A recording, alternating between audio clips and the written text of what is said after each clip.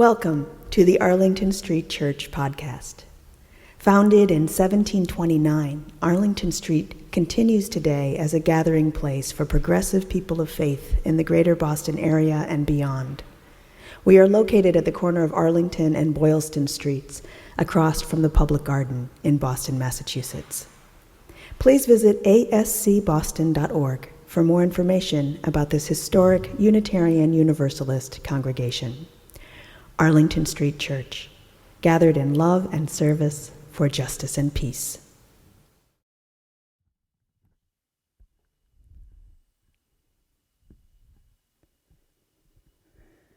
Good morning. Welcome to Arlington Street Church, gathered in love and service for justice and peace. Welcome to the Soul of Sunday. We are Unitarian Universalists.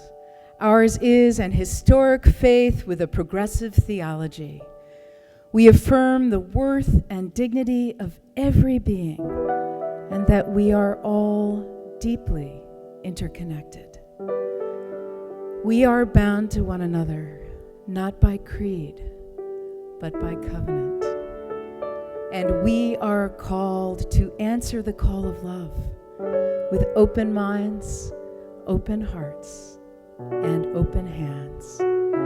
Whoever you are, those of all nations, all creeds, all colors, all kinds of love, you are welcome here.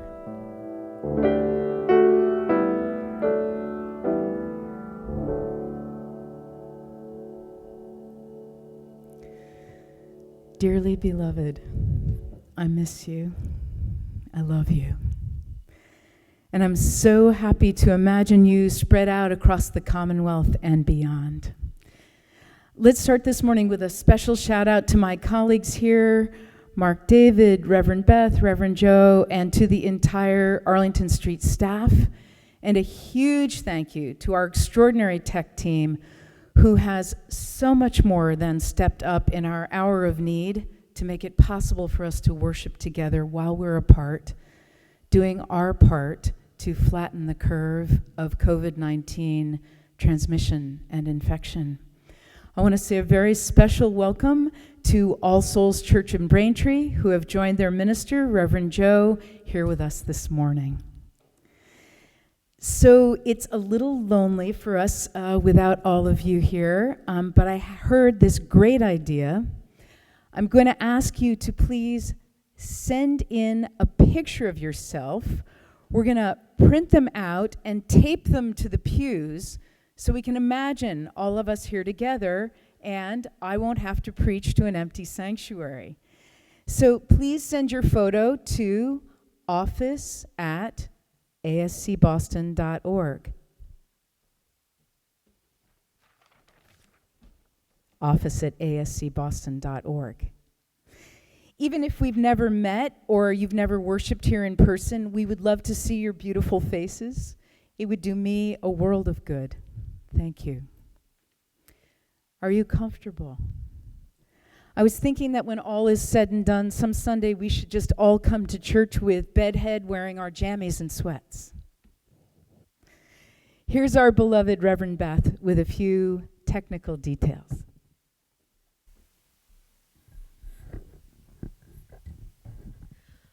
Good morning, my friends. It is wonderful to be here with you. If you need tech support during the service, our amazing tech team is standing by to help.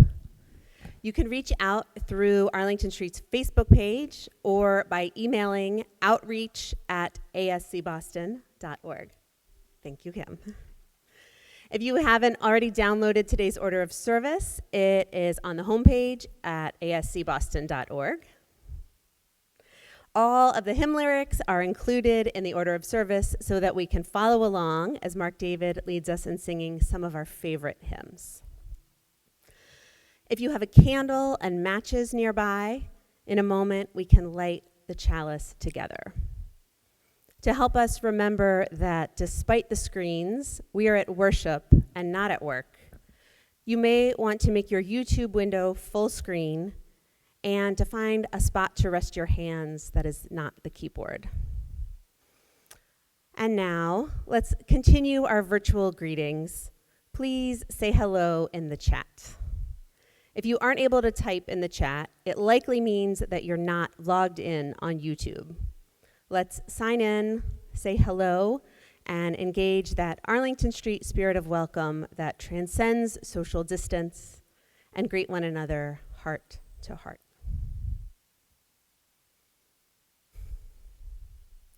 Let's arrive for worship now with a deep breath together.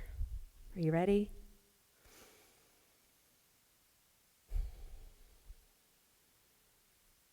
As I light our chalice, symbol of our free faith, and you light your individual candles, we hold in our hearts the world of people who are being affected by this virulent pandemic. Those who are anxious and afraid, those who are sick, those who have lost loved ones, and those working in healthcare. Across the centuries, we are assured by the words attributed to Julian of Norwich, all will be well, and all will be well, and all manner of things will be well. These chalice lighting words are from Kitty O'Meara. And the people stayed home and read books and listened and rested and exercised and made art and played games and learned new ways of being and were still and listened more deeply. Some meditated, some prayed, some danced. Some met their shadows. And the people began to think differently, and the people healed. And in the absence of people living in ignorant, dangerous, mindless, and heartless ways, the earth began to heal. And when the danger passed and the people joined together again, they grieved their losses and made new choices and dreamed new images and created new ways to live and heal the earth fully. Oh, and they had been healed.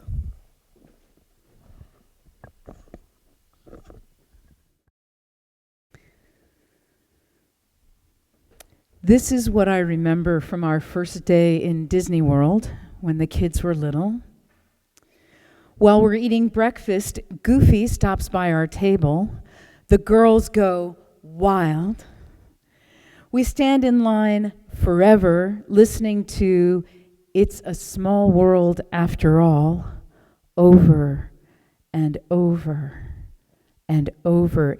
It occurs to me that we have died and gone to hell. We run into Snow White outside the Magic Castle. Our youngest is ecstatic. The muggy Florida heat is completely enervating. Thunder Mountain has an unexpected roller coaster drop at the end. We all scream our heads off. We get into another very, very long line to ride it again. People are walking around chewing on giant, wildly expensive turkey legs looking like modern-day Flintstones. We buy Mickey and Minnie ears for the girls and Tigger and Eeyore ears for us. The photos are adorable. If you averaged out the day's experiences, the highs with the lows, it might come out something like a 6. But ask any one of us, and we'd say it was a great day, a 10 out of a 10. So researchers tell us that's because of two things. First, we remember the highest and lowest points. And second, we remember how it begins and how it ends. The conclusion is that when we attend to making moments that matter in our lives and in the lives of those with whom we work and play, we will all be more generative and happier, which, especially in these difficult times, can make all the difference. In their book, The Power of Moments, Chip and Dan Heath tell the story of the Magic Castle Hotel, a 3-star hotel with an almost 5-star rating, triumphing over Ritz-Carlton and the Four Seasons of Beverly Hills. The Magic Castle is one of the 3 top-rated hotels in LA. But the Magic Castle looks like what it is, a converted 2-story apartment complex built in the 1950s, painted Tweety Bird yellow, a typical budget motel. The rooms are dated, the pool is small, and it's not even particularly cheap. It's priced more like a Hilton or a Marriott. Here's the secret. Mounted on the wall next to that small pool, there's a bright red phone. You pick it up and someone answers. Get ready for it. Hello, Popsicle Hotline. You place your order for a cherry, orange, or grape popsicle, and minutes later, a staff member wearing white gloves delivers your popsicle of choice to you, poolside, on a silver tray, no charge. You can also order from a board game menu and a DVD menu. They're all delivered for free. At breakfast, there's a magician who's performing magic tricks, no charge. You can drop off unlimited loads of laundry, which are washed, dried, folded, and returned to your room later in the day, wrapped in butcher paper and tied up with twine and a sprig of lavender. This service is free. What the Magic Castle has figured out is that customers will forgive underwhelming rooms and an undersized swimming pool as long as there are magical, memorable moments. How was your vacation to LA? Oh, it was great.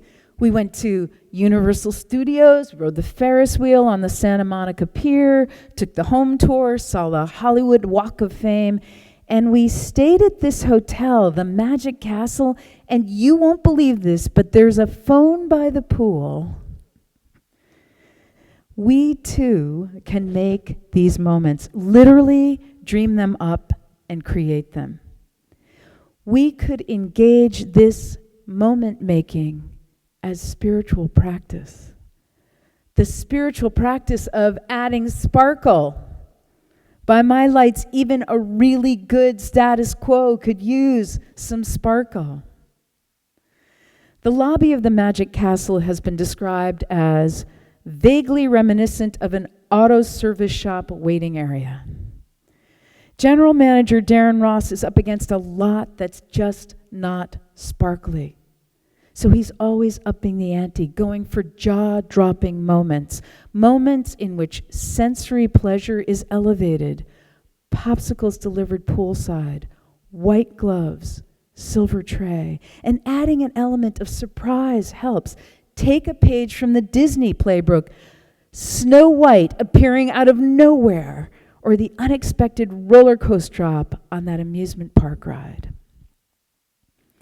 Transitions are a natural time to attend to making moments.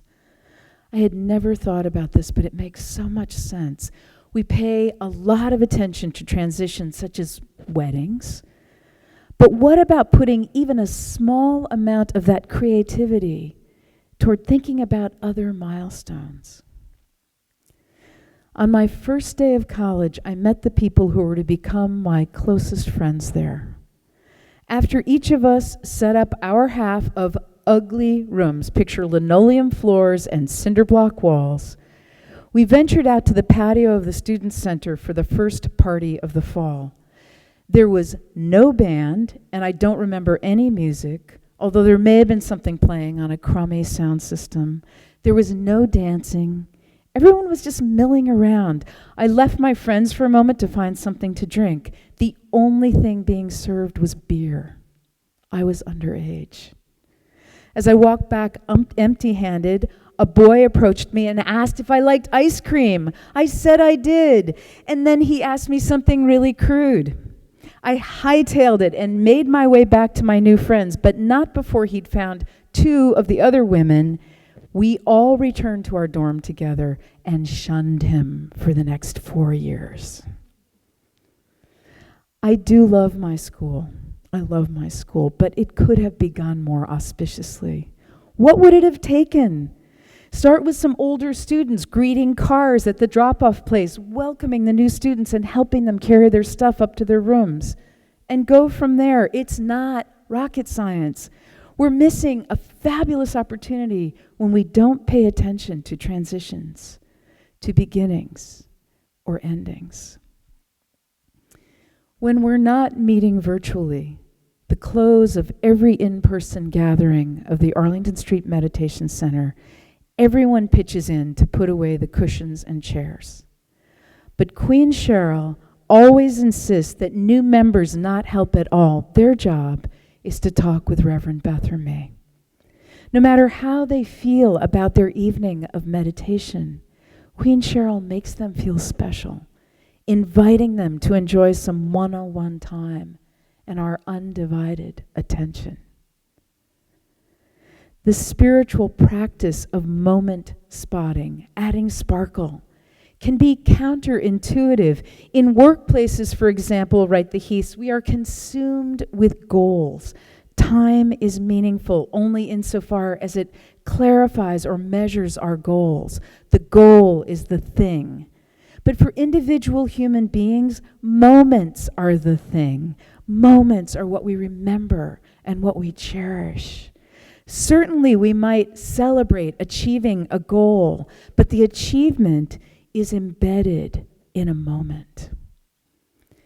We need to practice attending to moments, to recognizing where the prose of life needs punctuation.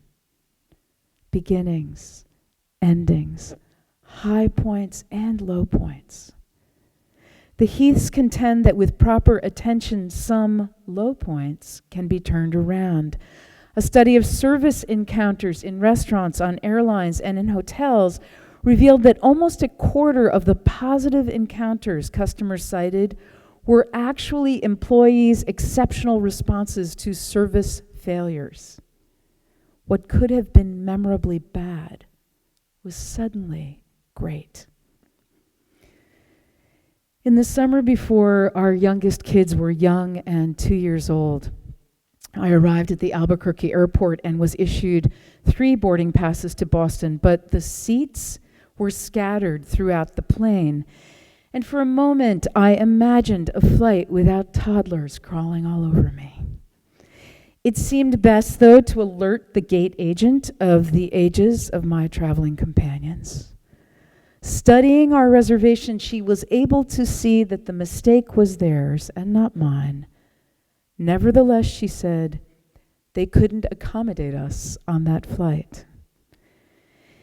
Even if you've never had to get to the airport with small children, you can imagine that this was not an acceptable response. Actually, I was just too tired to move.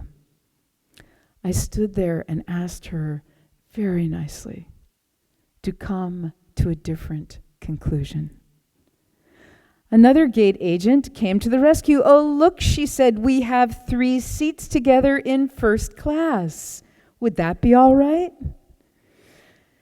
10,000 blessings on the purser who walked baby Jessie up and down the aisle on that lovely flight attendant who read The Very Hungry Caterpillar to Jamie over and over and over. The memory of that flight remains one of my all-time favorites.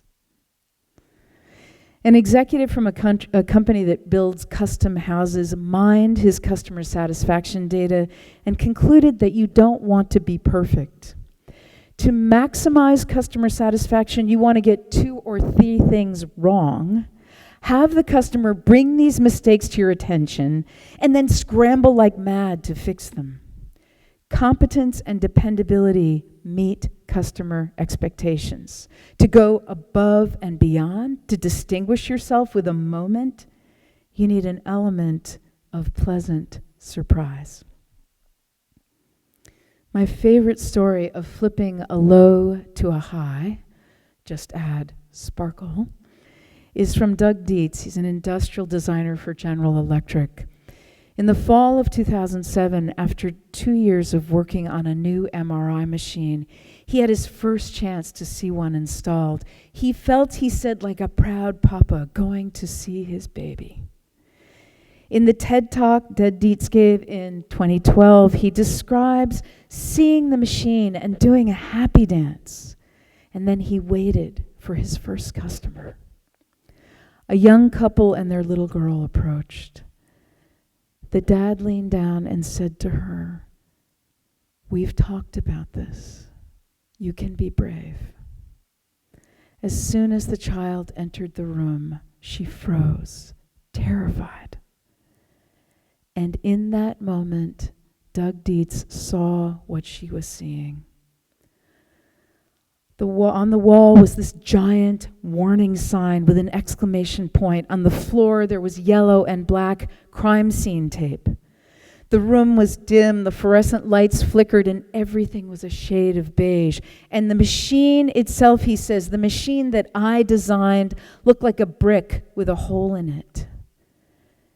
Everything, of course, was only about to get worse. The child would be slid inside and would have to lie there motionless for 30 minutes while the machine thrummed and clanged. Doug Dietz saw the parents exchange a look that just crushed him. His pride cratered. "It just broke my heart," he said. He and his colleagues had been focused on faster and more powerful. His patients were focused on the experience. Massive fail. 80% of children undergoing MRIs had to be sedated to make it through. And so Doug Dietz reframed his mission. He was determined to make the experience of an MRI a moment, and a good one. He convened a team of leaders from a children's museum, teachers at a daycare center, pediatric healthcare providers. "What is 3 kitchen chairs and a blanket?" he asked. "To a kid, it's a castle, it's a spaceship, it's an adventure." One of the first pediatric MRI rooms Doug Dietz designed was for the University of Pittsburgh Medical Center. It was called the Jungle Adventure. On the floor of the hallway outside, there were stickers that looked like rocks. The kids instinctively hopped from one to the next.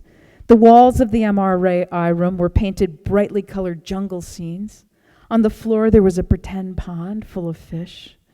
And the table looked like a canoe. It lowered for the kids to climb in, and the kids were urged to hold on so it wouldn't tip over. Sometime later, Doug Dietz was speaking with the mother of a girl who'd just had a scan. The little girl tugged on her mom's hand. "Can we come back tomorrow?" Tears came to Doug Dietz's eyes. Terror had given way to delight. And the sedation rate had dropped from 80% to 27%. For the shorter CT scan, it dropped to 3%. Doug Dietz had created a moment.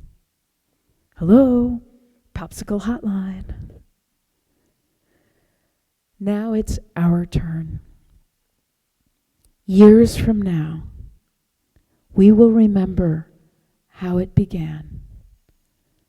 The lowest points and the highest points, and how it ended.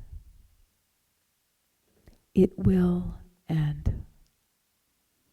And when it ends, what will be said of how we met this moment, how we met its perils and opportunities? This is a spiritual practice. Beloved spiritual companions, let us attend to the making of moments. Think transitions. Elevate sensory pleasure. Add an element of surprise. Up the ante. Flip low to high. Add sparkle. Now, more than ever, every single day, you amaze me.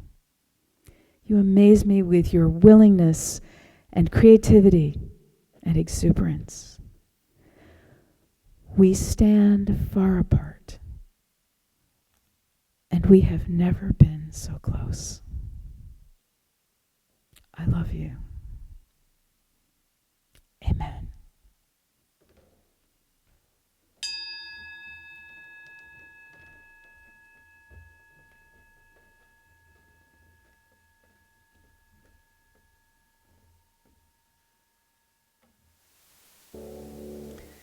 And for our benediction, I invite you to put your hands over your heart in Namaste. I bow to the divine in you.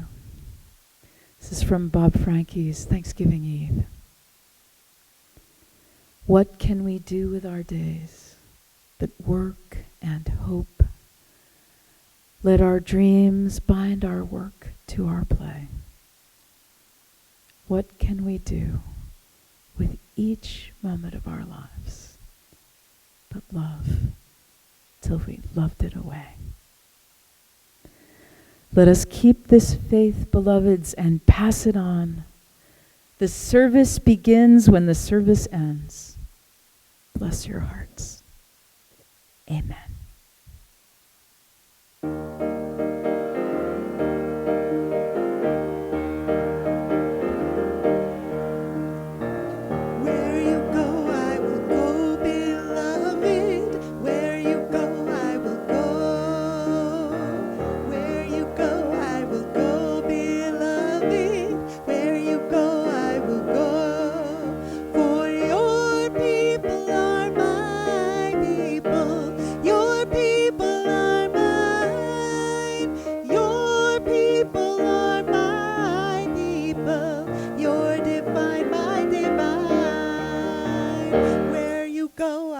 Go, beloved, where you go, I will go.